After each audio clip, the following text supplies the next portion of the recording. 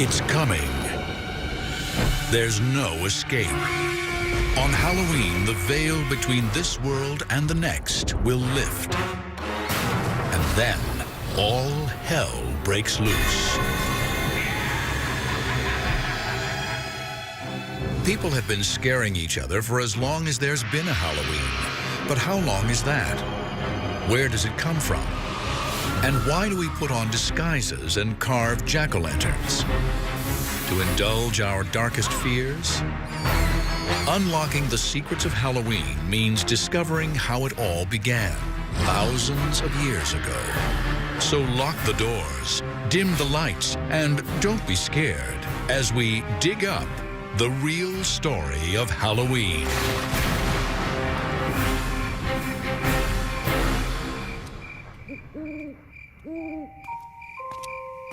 How can you describe Halloween without sounding insane? Masked children come to our doors and threaten us. In return, we give them candy. But why? Why do we carve faces into fruit, then light candles inside them? And why do we adorn our homes with coffins and tombstones? The truth is, we take great pleasure in scaring ourselves to death. Halloween is about being someone else. It's about getting outside your own skin. And I think we tolerate it because we know it's one night.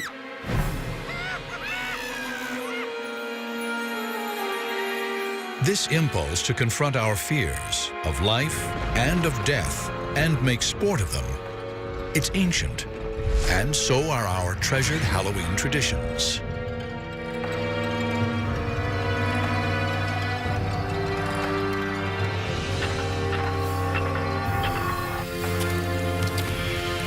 When did Halloween begin? And its ancient origins go back to the old Celtic calendar. And the old Celtic tribes divided the year between a light half and a dark half. And Samhain, their ancient holiday, was a precursor to our Halloween and was the beginning of the dark half.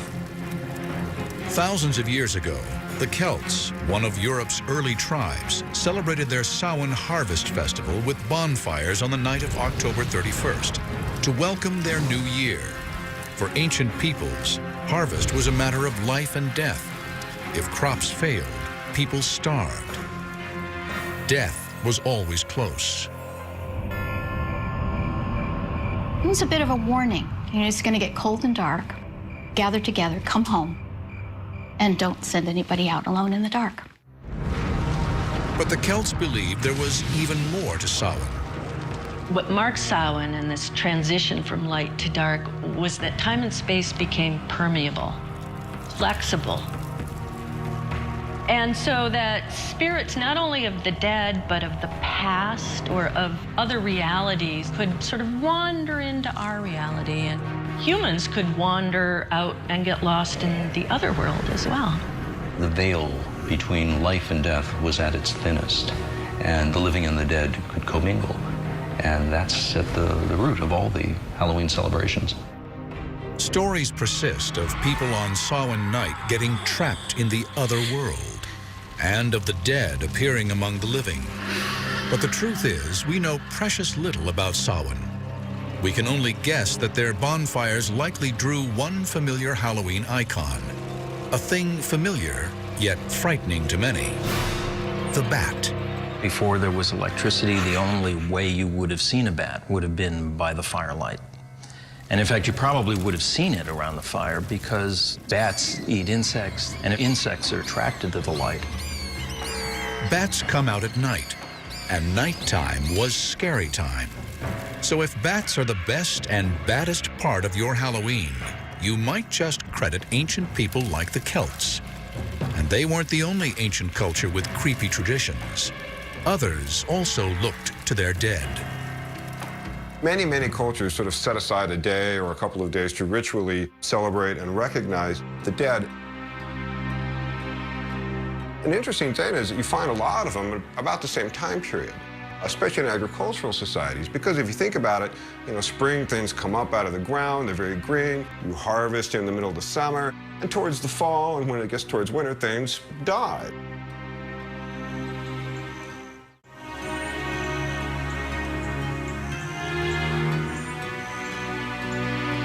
How did these ancient traditions survive into our modern era? In Western culture, they were preserved by, of all people, Christians. In a bizarre twist of history, as Christianity spread, it adopted and reimagined pagan folkways rather than try to stamp them out. This made it easier to convert pagans. A key pagan festival destined to get a Christian makeover was Lemuria, when celebrants placated the dead, culminating on May 13th. Of all the different days that they have in the Roman calendar to celebrate the dead, it was the spookiest. So on the Lemuria, what are called the larvae, the ghosts of the departed, would come up and haunt people. To quell the dead, pagan Romans poured milk onto their graves or offered them little cakes. But the church co-opted Lemuria in 609 AD, turning May 13th into All Saints' Day, a day to honor the most holy of dead Christians. Setting aside this day was an attempt to Christianize this very pagan festival, and yet at the same time what it did was it kept a lot of the same themes going. The Christianized version of Lemuria was such a success that church leaders made a decision that eventually gave rise to Halloween. They moved All Saints, or Hallows Day, to November 1st to drain the life out of pagan Samhain. Because Samhain fell on the night of October 31st, before All Hallows Day on November 1st, people started calling Samhain All Hallows Evening, the evening before All Hallows Day. This shortened into All Hallows Even, and finally, into Halloween. And then, to be safe, the church went one step further, adding a holiday to honor not just saints, but everyday Christians. November 2nd became All Souls Day, a church-sanctioned holiday to honor the departed. This is real important for Halloween because this is where Halloween gets its association with dead souls, death, and the supernatural again. So thank the church for inspiring the creepy essentials of Halloween. But wait, there's more. The church also helped establish the tradition of trick-or-treating, sort of. It all started during the Middle Ages on All Souls Day, when priests told Christians to pray for souls trapped between heaven and hell in a netherworld they called purgatory. Purgatory was not a pleasant place. It's not hell. It's not as bad as hell is, but it's still probably pretty fiery. Souls are kind of suffering there. Luckily, there is something that you could do. You could offer up prayers for them. How did souls get out of purgatory? According to the church, if enough prayers were offered, a soul would fly up into heaven.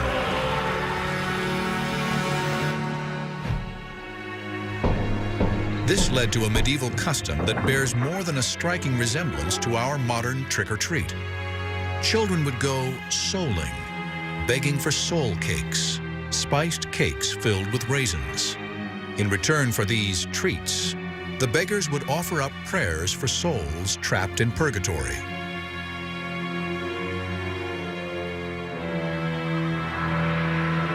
While this forerunner to trick-or-treat became a preoccupation for medieval Christians, so did another future essential of Halloween: witches. It made perfect sense for people in medieval times to believe that there were demons and witches. And if there were demons and witches and they were responsible for bad things in the world, it made sense that you hunt them down and you kill them. That was their worldview. A witch panic in the 16th century helped establish the look of the character that, for many, epitomizes Halloween. Almost always women, witches were seen as in league with Satan. They were probably the healers who had cures and folklore and passed down orally through generations. And at some point, that becomes very suspicious for whatever reason to the religious people around them. And a lot of the symbols that were associated with these women, who probably often lived alone, may have been somewhat eccentric, of course, end up becoming associated with witches. Over time, as more and more women were accused of witchcraft, their practical kitchen tools acquired sinister dimensions and became model Halloween icons. Even something as mundane as a broom became an instrument of evil, as well as handy transportation. Another accessory in every witch's lair was perfect for brewing devilish potions: the cauldron. Cauldrons become very popular. Again, it was something that every household had in medieval ages. It was your basic cooking implement. The pointed witch's hat was a variation on a medieval countrywoman's hat. And of course, the mysterious lurking killer with the glowing eyes, the cat. It's not surprising that cats are associated with witches and Halloween. Cats can be a little enigmatic. You don't really know what's going on in their head. Also, they used to hang out near the hearth and by the brooms, so they became associated with witchcraft and with Halloween. Black cats and witches, graveyards and ghosts. The spooky elements of America's great Gothic holiday were taking shape. These ghoulish icons would soon make their way to the New World, where they'd help create the extravaganza we know today.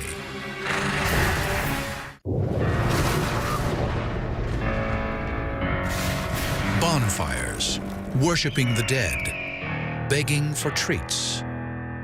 The elements of our modern Halloween were haunting Europe at the dawn of the 17th century, but they hadn't yet collected into a spooky, secular holiday. History would now start consolidating them and give life to an odd celebration of death. It's death that makes this holiday. Whether it's the threat of death if there is a bad harvest, the end of one order or the beginning of a new, this idea of the endless cycle of life and death and renewal is part of a lot of holidays, not just Halloween. This period saw the continued influence of one of Halloween's most colorful icons, the mask. It often appeared in tandem with another Halloween tradition, destructiveness. Rowdy beggars at All Hallows Eve also guzzled their share of alcohol, and demands for food and drink became more threatening. Masks helped hide their identities. In Britain, they got into some very particular forms that involved dressing in costumes and going house to house to present these little plays. And at the end of the performance, they would be rewarded with food and sometimes money. Was this trick or treat? Not quite, but the resemblance was there. In 17th century England, many of these customs survived only in rural areas, but they would soon turn up in the city streets, thanks to a pro-Catholic terrorist named Guy Fawkes. On November 5th, 1605, Fawkes tried to blow up London's House of Lords with 36 kegs of gunpowder. Guy Fawkes was tried, found guilty, and hanged. And according to legend, his body was then drawn and quartered, and the pieces were thrown into a fire. The next year, on the anniversary of the failed plot, and every year that followed, the children of London mocked the memory of Guy Fawkes by causing chaos in the streets, parading, begging, and building bonfires. Today, all over England, this is called Guy Fawkes Day, or Bonfire Night. Now, Guy Fawkes Day fell on November 5th, which is very close to Halloween, so a lot of the energy that was focused on Halloween sort of shifted toward Guy Fawkes Day. While it wasn't our Halloween yet, it had all the signs. Children and adults alike taking advantage of the darkness and letting loose. But would this pagan form of celebration make its way across the Atlantic to disrupt the sanctuary of the New World? Not if colonial Puritans had their way. For the Puritans of New England, the supernatural was a dark, menacing force, not a harmless superstition worthy of inspiring a holiday. Despite their efforts to kill the Halloween tradition before it took hold, there were a few Guy Fawkes celebrations that made their way to the shores of America. Other settlers tolerated or even embraced the traditions that threatened the Puritans. And seeds were planted for the holiday that would morph into our American Halloween. For example, there's an 1833 description of a Halloween, not even so much a party, but just a small gathering where they told ghost stories around a fire. But now, one more spooky standby. The image of a spirit or ghost would join witches and skeletons in a macabre Halloween dance. By the mid-19th century, America was primed for a much darker holiday. Having endured 4 long years of civil war that ended in 1865 with over 500,000 dead. There were so many unclaimed, unknown dead bodies that the Civil War left behind that this country was obsessed with death. And mostly it was that so many of these soldiers died unknown. We don't know what happened to them. So there was a huge sense of they could come back. Maybe they're not dead. It makes perfect sense that people would tell more ghost stories. And the very first Halloween ghost stories were about people coming back home. It's at this time that America's Halloween story really begins. After the Civil War, when Scots and Irish immigrants brought their rural Old World Halloween customs with them, they helped to establish even more American Halloween traditions.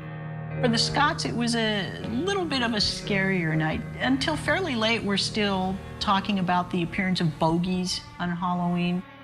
Bogies, or boogeymen, were sort of amorphous, pestering ghosts that plagued children, hiding under beds or tapping on windows, or lurking by a gate or turnstile. There was a belief that there was a bogey on every stile, which meant on Halloween night you could cross any gate and there might be something sitting there waiting to get you. Halloween's signature symbol, the jack-o'-lantern, also began as a European tradition. But the prototype wasn't carved from a pumpkin. There's a great legend about a character named Jack-o'-lantern. And Jack was a troublemaker, but he was so bad he even managed to get himself thrown out of hell, which is not an easy thing to do. But the devil did decide to have pity on him and scooped up an ember from the fires of hell and gave it to him. So Jack takes the ember and he puts it inside a hollowed out turnip. And he walks around and that becomes the legend of Jack-o'-lantern. In one age-old European practice, children would carve their own jack-o'-lanterns out of turnips and light them with candles. The first reference we have in the United States to Jack-o'-lantern, it comes from Nathaniel Hawthorne, and he's writing in Twice Told Tales, and he's describing someone's very tattered coat, full of holes, and when you hold it up to the light, it shines like a jack-o'-lantern would. Americans improved on the jack-o'-lantern tradition. They substituted big, round pumpkins for the old world's hard little turnips, and Halloween finally had its trademark. Pumpkins are generally harvested around Halloween, and kids realized jack-o'-lanterns could be a prankster's best weapon on Halloween night. Kids figured out this great thing they could do. They could take a pumpkin and you could hollow it out and you put a candle on it.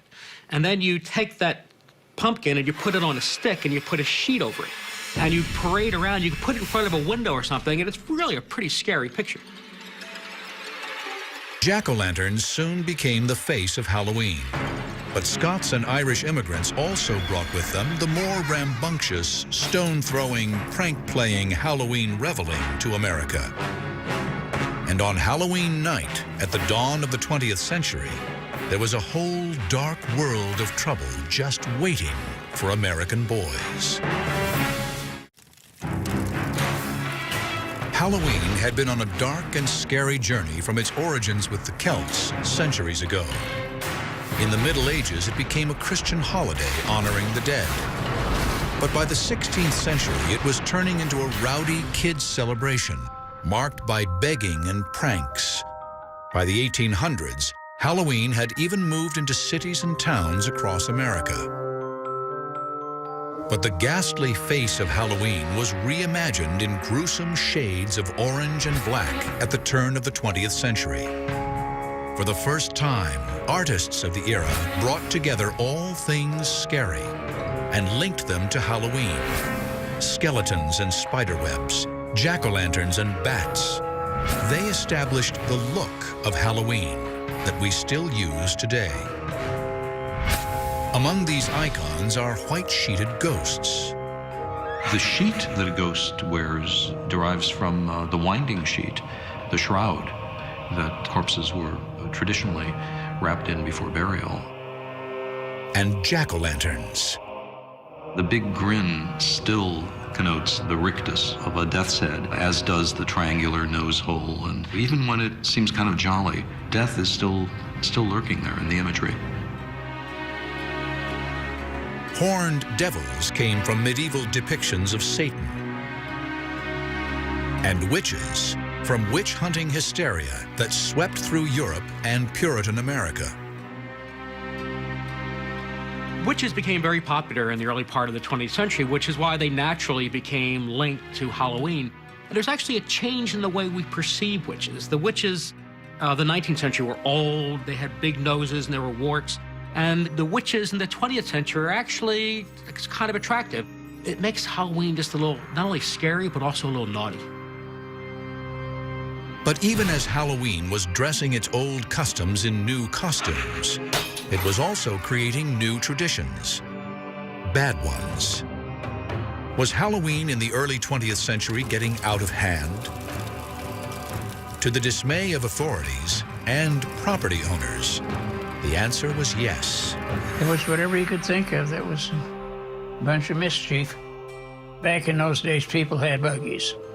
The bigger kids tried to take a buggy and put it up on a haystack. And there's about a half a dozen of the guys, and they just kind of pushed it up the haystack. It was a lot of fun. Oh, we never did anything that was really destructive. Mostly tricks. But for others, those tricks were more destructive. Pranks, usually committed by adolescent boys, plagued cities like Chicago and Philadelphia. By the 1920s, Halloween in America was turning into a crisis. Tricks on Halloween night were out of hand. The destructive pranks went beyond just smashing pumpkins. Kids would take bars of soap and they'd put them in the rails for streetcars so that the streetcars would derail and people would actually get hurt. They would take the steps in front of people's doors and move them so when people walked outside, they would fall over and get hurt. They would set fires. They would throw stones through windows. I mean, this is really destructive stuff. In rural communities, pranksters took wagons apart and reassembled them on roofs. They removed gates on farm fences so that animals could escape. This particular prank was so popular that in some places, the night before Halloween was called Gate Night. In other cities, it was Mischief Night, or even Hell Night. Halloween pranks during the Great Depression may have been, in part, a product of the desperation of the time, an excuse for troublemaking. But there was already trouble everywhere, and many communities couldn't afford to feed their own, much less clean up destructive messes. The Halloween of 1933 was actually labeled Black Halloween in a lot of newspapers because of all of the destruction that the cities incurred. The kids were no longer just doing innocent, silly things. Now they were smashing light bulbs. They were setting fire to buildings. They were smashing car windows. If Halloween were to survive, it would have to change. Schools and police departments and other civic groups consciously and very actively promoted the idea of taming Halloween. And so they started to invent all sorts of things for kids to do, to divert them. Townwide parties, costume contests, games, everything that you could think of to get the kids away from pulling tricks and into the light. Novelty companies like Dennison and Beistel helped out these civic efforts. Dennison published a series of Halloween guides called Bogey Books that suggested ways of turning Halloween from a prank night into a party night. Dennison was one of the first companies that realized there was money to be made off of Halloween. They started to put their own Halloween materials out for retail sale in drugstores all over America. They also made masks and paper costumes. This was a first. It was the first time that costumes were specifically made and marketed for Halloween. Before that, costumes had all been homemade. When I was a kid, it wasn't Halloween outfits like you wear now. So basically, you wore your overalls or your jeans or sloppy clothes, but you didn't go downtown and buy a special outfit just for Halloween. Just anything, you know, to make yourself a little conspicuous. Paper costumes were fancy and an improvement on the homemade variety, but they had their drawbacks. Unfortunately, a lot of that paper was flammable. And I was surprised at how many newspaper clippings I came across of costumes catching fire. Soon, other manufacturers, looking to tap into the kid market for Halloween costumes, began making more durable disguises. Sears' first box costumes came around 1930, and then it went from there. And the costumes came off of radio show characters and the funny papers. Costumes for parties, costumes for wild, town-wide parties, and for school parties and church parties. Halloween was a big social occasion. Halloween parades also helped drag the holiday out from the shadows and into the public arena. Allentown, Pennsylvania may have had the first parade in 1905, but others soon followed. Toms River, New Jersey in 1919. Anoka, Minnesota in 1920. Anoka has held its parade every year since. In fact, the city now bills itself the Halloween capital of the world. Each of these local efforts to tame Halloween worked to some extent. But what Halloween really needed was a whole new tradition, and it would soon get one. But this new tradition would prove to be a variation on a very old Halloween theme.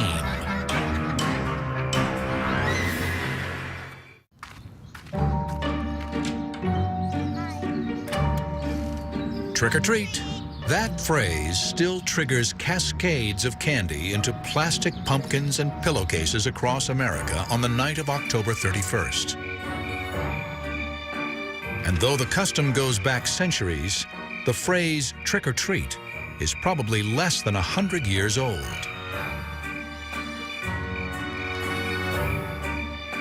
Trick-or-treat is amazingly new. People think trick-or-treat goes back for centuries, and it doesn't. Trick-or-treat is actually less than 80 years old, probably. The term derives from pranking that was very widespread and destructive in America in the 20th century. And at some point, somebody came up with the brilliant idea of buying off these pranksters. Homeowners bribed rowdy kids with homemade treats, such as popcorn balls and candy apples, to avoid getting pranked or tricked. In 1939, the phrase and the custom turned up in print. Doris Hudson Moss published an article in American Home magazine that talked about the success she had having a Halloween open house for the kids in her neighborhood. She didn't get tricked. She gave them sweets. It all worked. With the new custom came new treats. Not so much homemade goodies like popcorn balls. Now kids got store-bought, pre-packaged candies. Mars bars, Reese's cups, and good old Hershey's chocolate. Candy finally killed the rowdy Halloween. And now the time was right for the reinvented holiday to hit Hollywood. Uh-oh, the boys!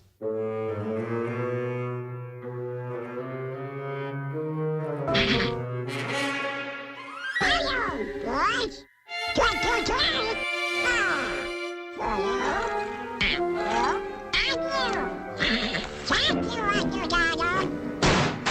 Halloween was becoming a pop culture phenomenon, a national festival attended by millions, celebrating the joys of scavenging for mass-produced candy.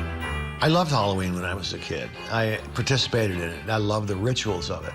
I loved the pranks of it. I loved the mischief of it. I loved going to houses and dressing up and getting candy, and then there were parties. I mean, it was just fantastic.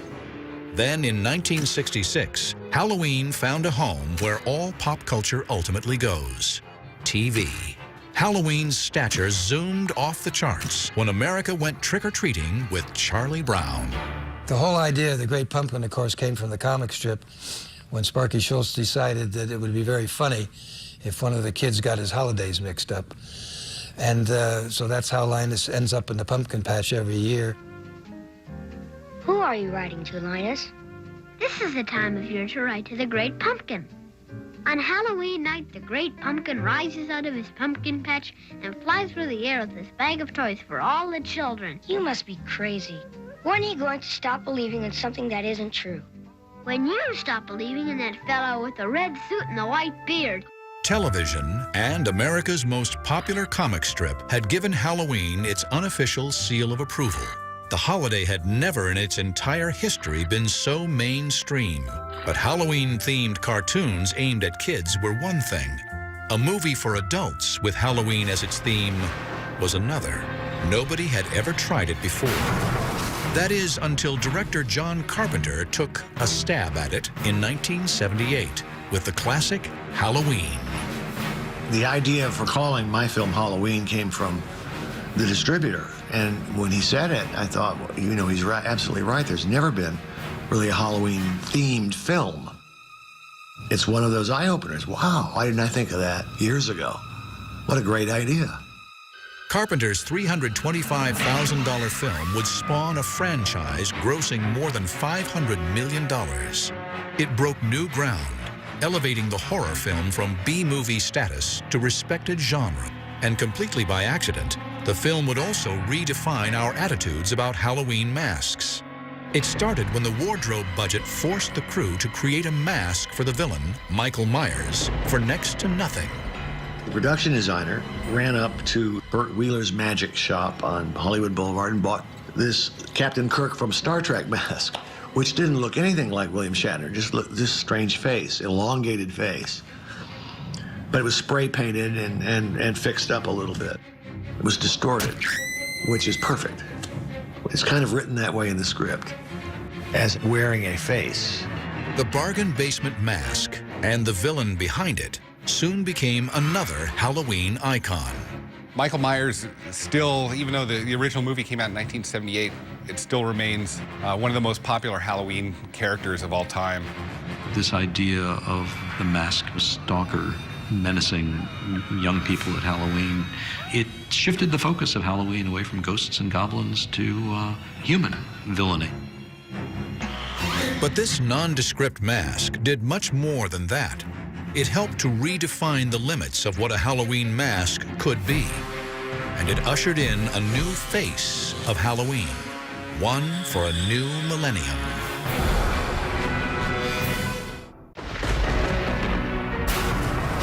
For hundreds of years, masks and costumes have been a way for partiers to disguise themselves.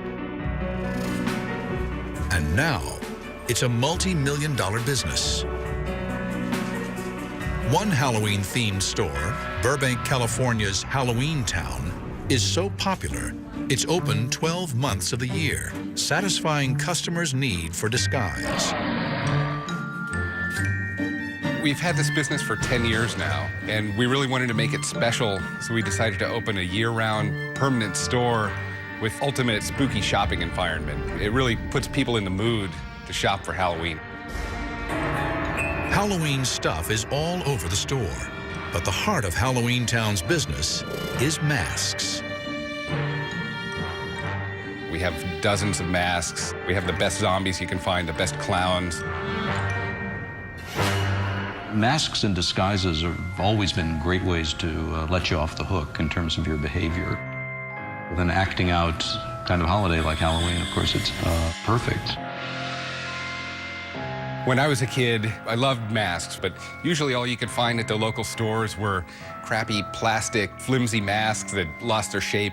But as time went on, they've really evolved into an art form where there's a lot of time spent in the sculpting and the painting. And now it's to the point where you can get an expensive, high-end mask that almost rivals movie quality. And Wayne Toth would know. He's a special effects artist for major motion pictures. We have a lot of customers that like higher-end stuff or high-quality stuff, so we go out of our way to get that. We have high-end costumes, fancy jackets, and all kinds of accessories you really couldn't find anywhere else. We try and make it so no matter what you're looking for, you can find it here. Today's upscale masks and costumes are a far cry from the generic devils, witches, skeletons, and ghosts of the 1960s. But that's the decade when the Halloween wardrobe began to change. Hollywood started to influence what kids wore, transforming them into their favorite TV and movie characters. Today, that trend has escalated to an obsession. Film franchises like A Nightmare on Elm Street, Scream, and Halloween are inspiring growing legions of kids to dress to kill. To wear the mask of the killer or of the ghost, of the skeleton, it gives a kid a sense of a lot of power and also of safety, because the monster can't get you if you are the monster for that moment. Crazed killer masks are just part of Halloween's evolving taste in costumes. The only rule now is that there are no rules. Masks take their inspiration from pop culture, religion, politics, you name it. And a growing number of faces behind them belongs not to kids, but adults. Halloween has become a huge adult activity, and I don't think that was the case, say, 50, 60 years ago. But it's been, again, specific days set aside where you can be somebody that you normally aren't. You can get behind a mask, you can wear clothes you would never wear during the rest of the year, and people enjoy these. Truth is, our 21st century Halloween is as much a holiday for adults as it is a holiday for kids. You get those children who are now growing up, and they become very nostalgic for Halloween. So Halloween shifts again, starts to become more of an adult holiday. Halloween businesses now cater to anyone who wants to get into the spirit of the holiday, with parties and Halloween-themed venues such as haunted houses. 50 years ago, when you were too old to trick or treat, you probably had to stay home and hand out candy. There was nothing else for you to do. Now there is a vast and imaginative haunted house industry just for you. And there's something like 4,000 haunted houses in the United States every year.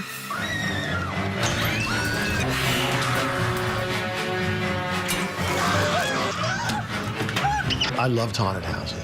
It fascinated me. They terrified me as a kid. But haunted houses aren't the only place to find adults getting out on Halloween.